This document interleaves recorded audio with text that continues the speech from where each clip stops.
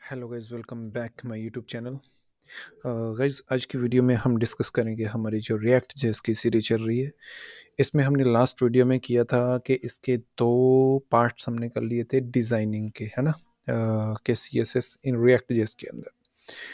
और आज की वीडियो में हम करेंगे मॉड्यूल स्टाइल सीएसएस कैसे यूज़ होता है, और ये सबसे ज़्यादा यूज़ होता है रिएक्ट जेएस के अंदर। सबसे पहले थोड़ा बहुत इसके बारे में पढ़ लेते हैं कि होता क्या है। देखो, मॉड्यूल सीएसएस जो होता है ना, वो एक स्पेसिफिक कंपोनेंट के लिए हम इसको यूज़ करते हैं। जैसा कि अगर आपने कोई कंपोनेंट बनाया, उस कंपोनेंट के अंदर आपने क्लास को डिज़ाइन किया, या कोई किसी हेडिंग को डिज़ाइन किया, या किसी उसकी बॉडी पार्ट्स को, इमेजेस को डिज़ाइन किया, वो सारी की डिज़ाइन आप कंपोनेंट के अंदर जितनी भी करते हो वो सारी मॉड्यूल के हिसाब से करते हैं। इस अगर हम इसके अलावा कोई और यूज़ करेंगे ना, जैसे दो सीएसएस, इनलाइन सीएसएस हो गया और कस्टम सीएसएस हो गया, यानी कि जो एक्सपोर्ट करके हम वो करते हैं, सॉरी, एक्सटर्नल करते हैं, वो यूज़ किया, तो वो भी यूज़ होता है ना। उसमें क्या होता है कि क्लासेस ना एक दूसरे की क्लासेस मैच हो जाती हैं, ठीक है।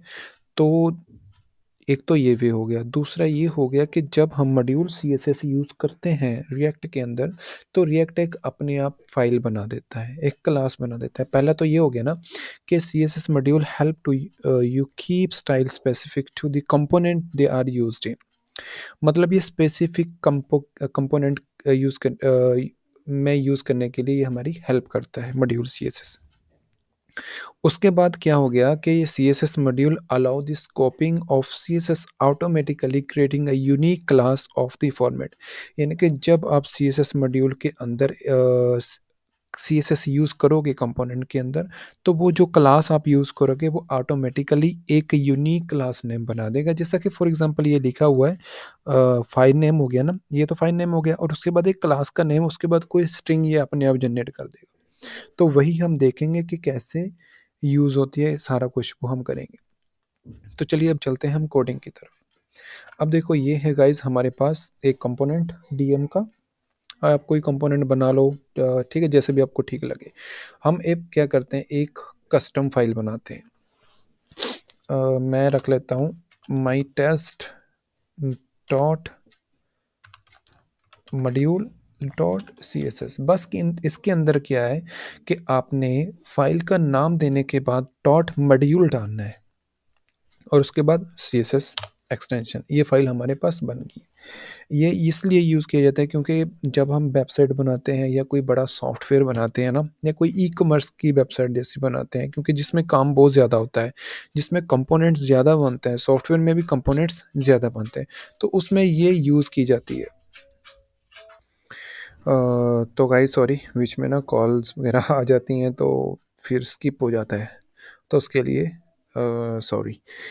तो ये हमारे पास कंपोनेंट बन गया। अब क्या करना है, इस कंपोनेंट को इंपोर्ट करवाना है। इंपोर्ट करवाने के लिए मैं यहाँ इंपोर्ट करवाऊँगा जहाँ मैंने यूज़ करनी है सीएसएस, या जिस कंपोनेंट के अंदर मैंने इसको यूज़ करना है, तो ऑब्वियसली उसमें ही हम इसको इंपोर्ट करवाएंगे। सबसे पहले आपने क्या करना है, इंपोर्ट लिखोगे। इसमें थोड़ा सा डिफरेंट है इंपोर्ट करवाने के लिए। उसके बाद एक आप नेम दोगे। यहाँ नेम क्यों इसमें यूज़ किया जाता है, क्योंकि जब भी आप कोई सी एस एस यूज़ करते हो ना, क्लास से पहले उसको नेम देना होता है। वो मैं आपको बताऊंगा। मैं यहाँ इसका कोई नेम दे देता हूँ, जैसे क्या दे,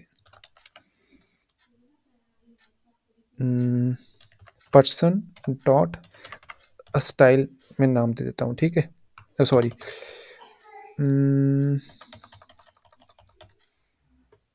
पे स्टाइल ही दे देते हैं। पे स्टाइल एक नाम दे दिया, फ्रॉम।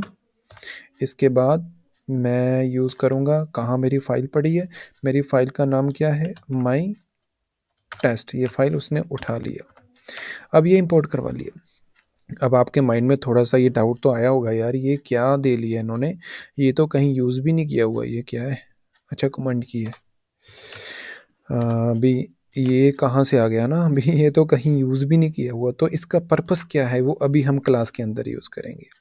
मॉड्यूल सीएसएस के अंदर क्या होता है कि हाँ, आप डायरेक्ट क्लास कॉल नहीं कर सकते। उसके लिए क्या करना होता है, जो ऊपर इम्पोर्ट के साथ ना एक आपको क्लास का नाम देना पड़ता है।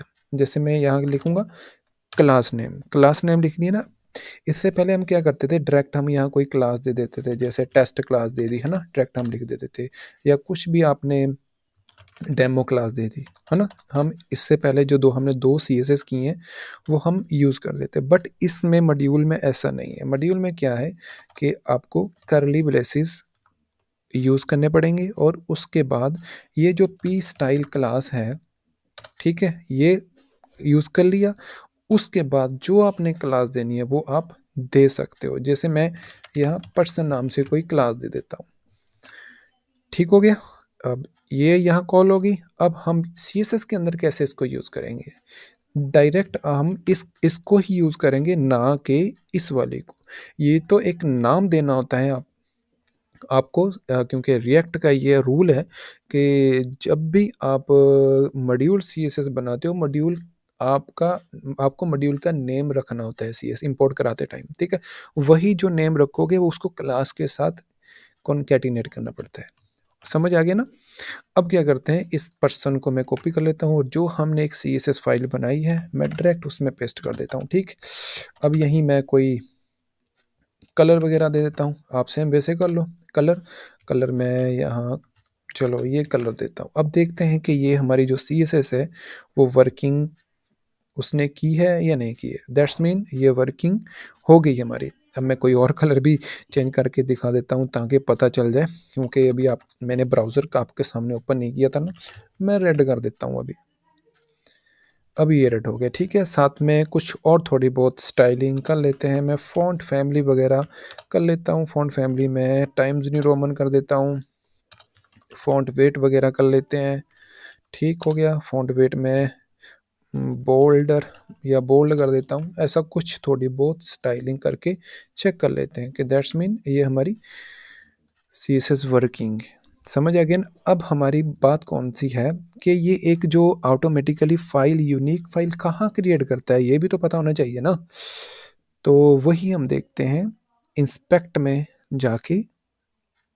इंस्पेक्ट में जाके हम क्या करेंगे, हम्म, ये हो गया, सॉरी, मैं इसमें जाता हूँ। ये हो गया ना। अब इसको मैं यहाँ करूँगा। अब ये देखो, ये एक नाम इसने बना दिया, class name my test person, और साथ में कुछ उसने हैश स्ट्रिंग वगैरह जनरेट कर दिए। ये क्या करता है, एक अपने आप यूनिक क्लास नेम बना देता है मॉड्यूल CSS के अंदर। तो ये है मॉड्यूल CSS, ठीक है। और अब मैं आप नहीं, मतलब हर कोई इसको ऐसे ही यूज़ करे, क्योंकि जब आप वेबसाइट बनाते हो ना उसमें बहुत सारे कंपोनेंट बन जाते हैं। हेडर कंपोनेंट अलग बन गया, फुटर का कंपोनेंट अलग बन गया ना, और side bar, left side bar, उसकी डिज़ाइनिंग डिफरेंट डिफरेंट होती है ना। तो यही एक रूल है कि आप जब भी कोई वेबसाइट बनाते हो, जो कंपोनेंट बनाते हो उसकी डिफरेंट डिफरेंट स्टाइलिंग के साथ, सॉरी, कंपोनेंट के साथ उसकी स्टाइलिंग भी डिफरेंट डिफरेंट रखो, ताकि आपको यूज़ करने में आसानी हो जाए, ठीक है। तो ये था मॉड्यूल CSS। अगर आपको गाइज ये वीडियो अच्छी लगी तो प्लीज़ लाइक, शेयर, सब्सक्राइब कर देना। मिलते हैं फिर रिएक्ट की नेक्स्ट वीडियो में। Bye bye.